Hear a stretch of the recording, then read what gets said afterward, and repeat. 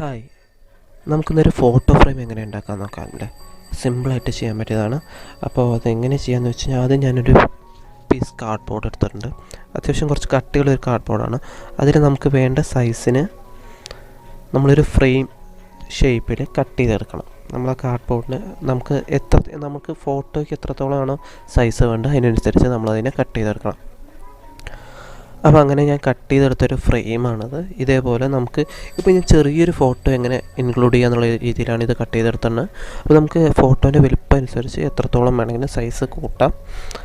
ഇനി ഞാൻ എന്ത് ചോദിച്ചാൽ ഈ ഒരു ഫ്രെയിമിനെ ഒരു റെഡ് കളർ പേപ്പർ വെച്ച് കവർ ചെയ്തിരിക്കുകയാണ്. അങ്ങനെ കവർ ചെയ്തെടുത്തൊരു ഫ്രെയിമാണിത്. ചുറ്റും ഞാനിങ്ങനെ ആ ഒരു ഫ്രെയിം കറക്റ്റായിട്ട് റെഡ് കളറിൽ കവർ ചെയ്തെടുത്തു. ഇനി എന്താ വെച്ച് കഴിഞ്ഞാൽ ഇതിൽ ഫോട്ടോ ഇടാൻ വേണ്ടി ബാക്ക്ഗ്രൗണ്ട് സെറ്റ് ചെയ്യണം. ബാക്ക്ഗ്രൗണ്ട് സെറ്റ് ചെയ്യാൻ വേണ്ടി ഞാനൊരു ബ്ലാക്ക് കളർ ചാർട്ട് എടുത്തിരിക്കുകയാണ്. ഈ ബ്ലാക്ക് കളർ ചാർട്ട് നമ്മൾ ഫ്രെയിമിൻ്റെ ബാക്കിലായിട്ട് ഒട്ടിച്ച് വെക്കുകയാണ് വേണ്ടത്. അത് ഒട്ടിക്കുമ്പോൾ ശ്രദ്ധിക്കേണ്ട ഒരു കാര്യം എന്താണെന്ന് വെച്ച് കഴിഞ്ഞാൽ 3 സൈഡ് നമ്മൾ സ്റ്റിക്ക് ചെയ്യണം. അതായത് ഇപ്പോൾ നമ്മൾ സാധാരണ ഒട്ടിക്കുമ്പോൾ 4 സൈഡും പശ വെച്ച് കറക്റ്റായിട്ട് ഒട്ടിക്കല്ലേ ചെയ്യാറ്. അപ്പോൾ അതിന് പകരമായിട്ട് നമ്മൾ ഈ ഒരു ഇതിൽ ചെയ്യുമ്പോൾ 3 വശം മാത്രം ഒട്ടിച്ച് വെക്കണം, ഒരു സൈഡ് ഫ്രീ ആയിട്ട് വേണം. അതെന്തിനാണെന്ന് വെച്ച് കഴിഞ്ഞാൽ നമ്മൾ ഈ ഫ്രെയിമിലോട്ട് ഫോട്ടോ ഇൻസേർട്ട് ചെയ്യുമ്പോൾ, അതായത് നമുക്ക് ഈ ഒരു സൈസിലുള്ള ഒരുപാട് ഫോട്ടോസ് നമുക്ക് ഈ ഫ്രെയിമിൽ ഇൻക്ലൂഡ് ചെയ്യാം. നമുക്ക് ഇന്നൊരു ഫോട്ടോ ഇടാം, നാളെ മാറ്റിയിട്ട് വേറൊരു ഫോട്ടോ ഇടാം. അപ്പോൾ അതിന് വേണ്ടിയിട്ട് ഈ ഫോട്ടോ ഇൻസേർട്ട് ചെയ്യാൻ വേണ്ടിയിട്ട് ഒരു സ്പേസ് ക്രിയേറ്റ് ചെയ്യാനാണ് നമ്മൾ 3 സൈഡ് മാത്രം ഒട്ടിക്കുക. ഒരു സൈഡ് ഫ്രീ ആയിട്ട് വെക്കുമ്പോൾ ആ സൈഡിലൂടെ നമുക്കത് വേണമെങ്കിൽ ഒട്ടിച്ച് ചേർക്കാം. ഇപ്പം ഞാൻ ഇതേപോലെ 3 സൈഡ് മാത്രം ഒട്ടിച്ചിട്ടുണ്ട്. 4ാമത്തെ സൈഡ് ഫ്രീ ആയിട്ട് വിടുകയാണ് ചെയ്തിരിക്കുന്നത്.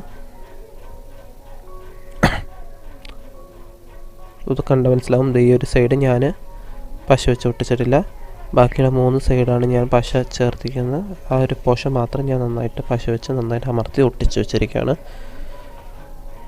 കറക്റ്റായിട്ട് ആ എഡ്ജസിലെല്ലാം പശ വെച്ച് ഒട്ടിച്ചിരിക്കുകയാണ്. കാരണം ആ ഒരു പോഷനിലൂടെയാണ് നമ്മൾ ഫോട്ടോ ഇൻസേർട്ട് ചെയ്യുന്നത്. അപ്പോൾ നമുക്ക് വലിയ ഫോട്ടോ ആണെന്നുണ്ടെങ്കിൽ വലുതായിട്ട് നമുക്ക് ചെയ്യാം.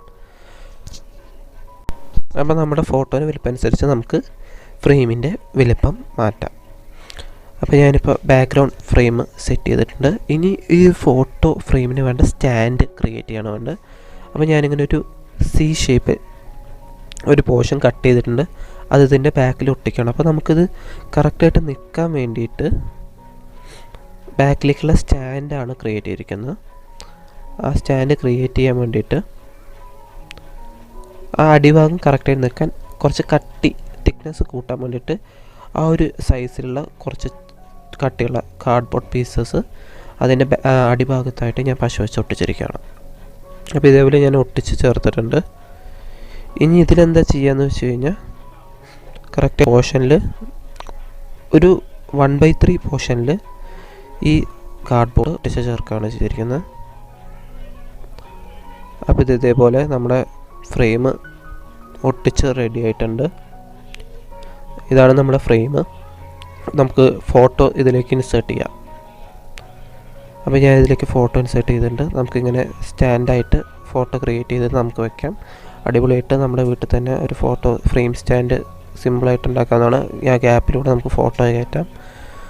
അപ്പോൾ ഇങ്ങനെ എല്ലാവരും ട്രൈ ചെയ്ത് നോക്കുക. സിമ്പിളായിട്ട് നമുക്ക് എത്രത്തോളം സൈസിലുള്ളത് വേണോ അത്രത്തോളം സൈസിലുള്ളത് നമുക്ക് ക്രിയേറ്റ് ചെയ്യാം. സിമ്പിളായിട്ട് ക്രിയേറ്റ് ചെയ്യാൻ പറ്റുന്ന ഒരു ഇതാണ്. എല്ലാവരും ട്രൈ ചെയ്ത് നോക്കുക. Thank you.